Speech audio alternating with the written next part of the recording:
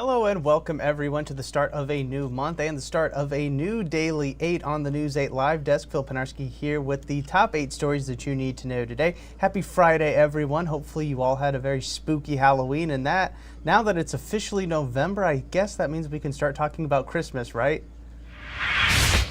At least that's what we're going to be doing with this first story. We have new developments regarding this year's Grand Rapids Santa Claus Parade, a beloved tradition here in West Michigan. In the past, the parade has usually come towards the end of November and during the daytime, but this year, that's all changing. For the 103rd run of the parade, it will be held at 5 p.m. on December 7th, the same night as the city's tree lighting ceremony. This will allow the crowds to enjoy both events all on the same night. The ceremony will also be hosted by some of your favorite faces on News 8, including Teresa Weekly, George Smith, meteorologist Blake Harms, and of course Miranda.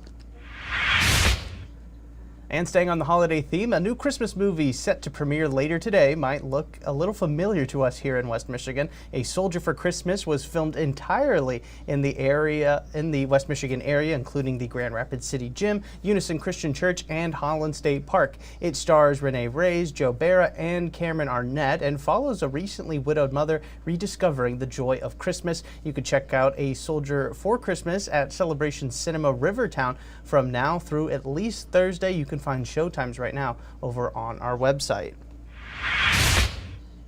And while we would love to continue talking about the holiday season, we do have something else a little bit more important to focus on, and we're just a few days away from it. Tuesday is Election Day, and a lot of eyes all across the country are going to be right here on us here in Michigan. And while we didn't have a winner to announce back in 2020 until much after election night, that may not be the case this time around. A change in state law now allows clerks to tabulate absentee ballots before Election Day to help speed up the counting results.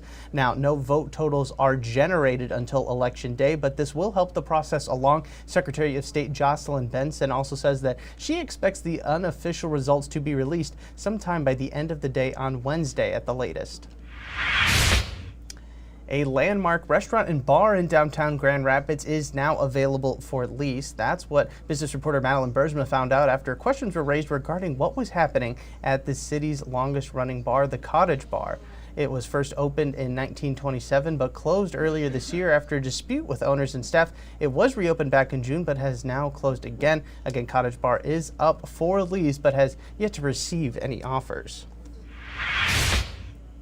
An American Legion post here in Grand Rapids is asking the community for help with some much-needed repairs. Post 459 has been home to members since 1950 and has allowed veterans to meet up and socialize for 70-plus years, but there are some issues and they need repairing, including some repairs to their carpeting, electrical systems, plumbing, and of course security. They said that they need about $150,000 to make the necessary changes, and they have started a silent auction to raise all of those funds. And we've got more information on how you can bid on several items right now over on WIDtv.com. And it's Friday, you know what that means. It's time to find something fun to do with your time off, and West Michigan once again has you covered. Restaurant Week in Grand Rapids is back starting today with over 70 restaurants to choose from. The Witches of West Michigan are hosting a Divination Festival this Sunday at the Grand Celebration Center venue, and the Griffins are taking on the Ice Hogs tonight for $2 beer and hot dog night. The Griffins are looking to move to 7-1 on the start of the season. You can find more ways to enjoy your weekend inside this week's weekend planner, and you're going to want to know what the weather's going to be like, of course. And with that, we now turn to Storm Team 8 meteorologist Sarah Flynn. Hey West Michigan, happy Friday. Luckily the winds out there will continue to die down. Still a bit breezy this morning, but by the afternoon down to about 1 to 5 miles per hour. And that'll be an accurate depiction of at least today and the first half of your weekend. Temperatures will top off in the low 50s, so that's notably cooler, but we'll also start to see some sunshine build into the early evening hours. Saturday a good day as well, and then Sunday, Monday, and Tuesday are going to be your days to watch. A little bit of a washout situation. We're tracking widespread showers and thunderstorms. Temperatures will rise for the start of the week, which again could favor a few thunderstorms firing up here in West Michigan. Behind that system, a lot quieter. We'll see some sunshine for the middle of the week and temperatures near normal in those mid-50s. All right, thanks, Sarah. And our last story is the perfect end to Halloween, I think. A 1,600-pound pumpkin got the jack-o'-lantern treatment last night in downtown Grand Rapids, and we were there for it. It took 4 hours to carve the gourd and into a giant hermit crab, and it really looks incredible, that final project. Unfortunately, the pumpkin was only up for Halloween, but if you did miss out on checking it out live, the actual carving and the setup, you can find photos and videos of it right now over on our website, woodtv.com. Highly encourage you to check it out. It really is a sight to see.